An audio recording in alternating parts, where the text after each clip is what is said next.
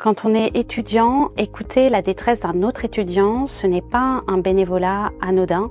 Ici à Nightline, on a à cœur d'être à l'écoute de ces étudiants bénévoles écoutants. Le groupe d'analyse de la pratique, c'est un groupe d'étudiants, entre 6 à 10 étudiants, qui doivent venir au groupe d'analyse de la pratique une fois par mois obligatoirement. Le but est de faire un partage de leur expérience, de l'écoute qu'ils ont eue lors d'une permanence. Ils peuvent présenter une situation qui les ont mis en difficulté lors d'une écoute. Et mon travail, c'est de faire résonner auprès des autres étudiants cette expérience, qui puisse parler aussi de la leur, qui puisse aider cet étudiant à travers ce partage à trouver une compréhension, une analyse de la situation ou même des idées pour pouvoir faire autrement lorsque l'expérience se représentera.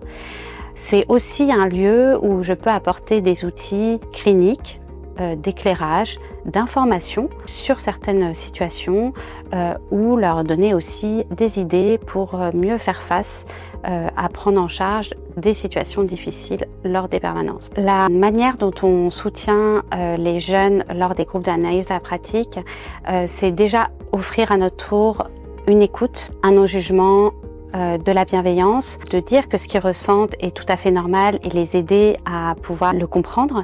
Mais le groupe permet aussi de se rendre compte qu'on a soi-même aussi des ressources, des compétences, et le rôle du psychologue, c'est aussi en demandant un petit peu les perceptions de chacun, de partager l'expérience de chacun. Le soutien, c'est pas seulement le groupe d'analyse de la pratique.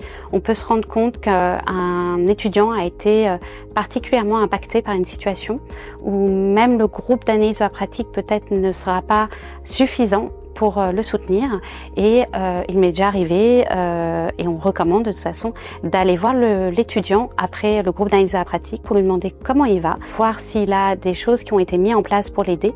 Et le cas échéant, il y a aussi des psychologues partenaires de Nightline qui offrent des séances à l'étudiant, séances totalement prises en charge financièrement par Nightline. Les étudiants peuvent expérimenter qu'on peut se montrer parfois vulnérable, dépassé par une situation ou débordé, et c'est tout à fait normal dans le travail qu'ils font.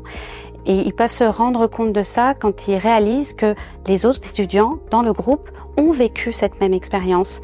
Et c'est ça aussi l'intérêt de Nightline, c'est que ça réunit des bénévoles nouveaux, des bénévoles plus anciens, et cette confrontation permet une richesse des apports d'expérience de chacun, selon son ancienneté, selon aussi ce type d'études.